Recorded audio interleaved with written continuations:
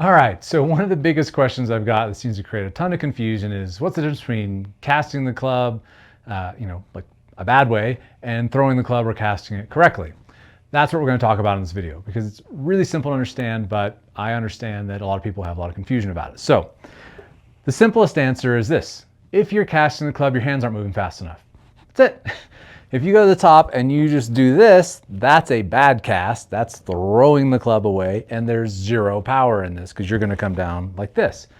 If you go to the top and you start to widen the angle, like I talk about in the goat code videos, your hands are supposed to then move quickly. That's what I was talking about when I'm talking about how the hands start to create a weightless feel. Understand that if you are throwing the club head, which if you're going to be trail side dominant, that's exactly what the feeling that you're looking for is, that you're going to the top and you are throwing the club from the top.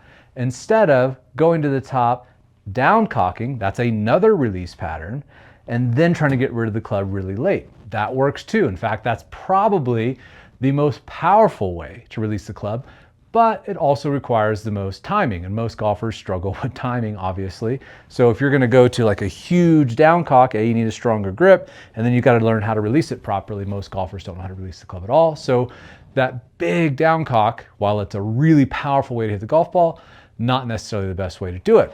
You see golfers like Dustin Johnson, they do the opposite. They bow it and then they have a lot of body rotation. That's another way to release the club. There are three basic release patterns, and then of course the throw. The throw that Jack Nicklaus is talking about, that Mike Austin's talking about, like you've seen me talk about in the GOAT Code, where I'm showing golfers like Max Homa start to cast the club. They don't just cast the club and leave their hands up there.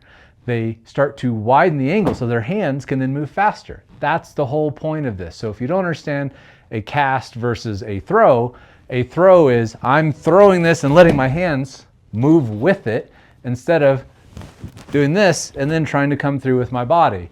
That's hand speed. That's what you're trying to feel in the golf swing, is this motion. But of course, you don't leave your hands up here. They have to then go with it.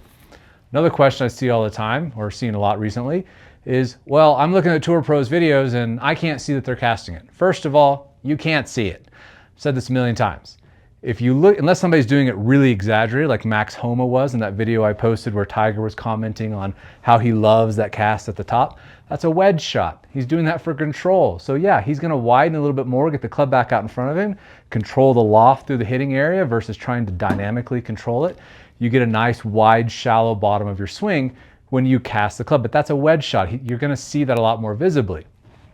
What's happening in most golfer swings on a full swing, and again, I showed with Thorbjorn Olesen, if you go look at his swing in slow motion, you ain't going to see a cast. Yet, I've got his hack motion data. You can see it. He's absolutely throwing it, and it's about 5 degrees from the top. The data doesn't lie. You look at it on video, you don't see that. 5 degrees is not only not very much, but the club is also moving away from the camera, if you're looking at it face on, and shallowing out. So that creates a whole different appearance, because watch what happens to my angle here. I'm going to go to the top, I'm going to sit here, and now if I rotate my hands this way, it looks like I lost angle.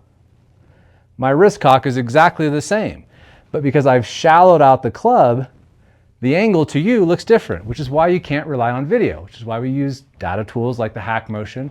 If you really want to see it, you need 3D motion capture, because the angle as the club shaft and the angle of the arms, the position of all of this stuff changes. This is why Sergio Garcia looks like he has so much lag. He's not really down cocking it, he's shallowing it out. So that's why you can't rely just on video, especially from one angle. If you're going to look at video, you got to see video from a bunch of different angles, which is what effectively what 3D motion capture is, right? So if you have lots of different angles, you can start to see this. But again, this movement is subtle. It's going so fast from the top, they're throwing it so fast to create speed that it's not something that you're just going to look at and be able to say, oh, he went to the top and did this. Although I can show you video where it looks exactly like that. Tiger Woods back in US Amateur stuff. I've got a video, I'll post it up here real quick while I'm talking about this. You can see he's hucking that thing from the top. That's, again, how Tiger was releasing it back then, really aggressive from the top to get the club back out in front of him. So the point is, A, there are 3 different ways to release a golf club, at least 3 different ways. There's lots of different ways you can do it, but 3 different ways that you see typically really, really good, powerful ball strikers release the club. And B, you can't see this just on video. 5 degrees is a negligible amount and their hands already moving, the club shallowing out. You can't see it on video. So the point is, more importantly, when you go to throw the club, get your hands moving fast. They have to move quick. If they don't move fast, the club can't move fast, and then you are just going to have an improper cast of the golf club.